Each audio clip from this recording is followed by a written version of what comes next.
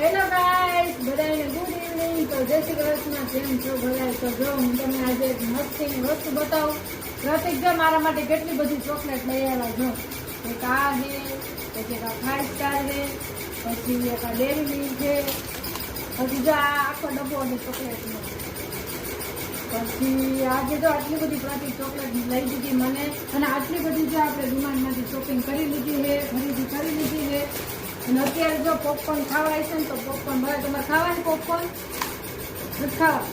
Garlic bread. હે garlic bread. Garlic bread ખાવી છે ને? તો ગાર્લિક બ્રેડ આપણે બનાવીશું ને, એના હાથું જો બ્રેડ લઈ આવી હું. અને હાલો આપણે આ તૈયારી બધી ચાલુ કરી દીધી. પણ હું ખુશ તો એમ થઈ ગઈ છું કે પ્રતિક જે મારા માટે આટલી બધી ચોકલેટ લઈ આવ્યા. Thank you so much. Welcome. ચાલો હાલો બધા આટલી બધી ચોકલેટ ખાવા. ના ના, તમે બધા ન આવતા, કારણ કે હું આ એકની ચોકલેટ પૂરી કરી જાય. મને હે ને ચોકલેટ બહુ ભાવે, બહુ એટલે બહુ મોટી ચોકલેટ લવર હું. મારા ઘરમાં હે ને ચોકલેટ પડી જોઈ, ફ્રીજમાં પડી. એટલે આ જો બીજી એક છે, તમને બતાવું. આ જો આ ચોકલેટ નું ચોકોપાઈ મસ્તીનું લીધું એ અમે. આમાં હે ને બધા આખી ચોકલેટ ફ્લેવર જ છે.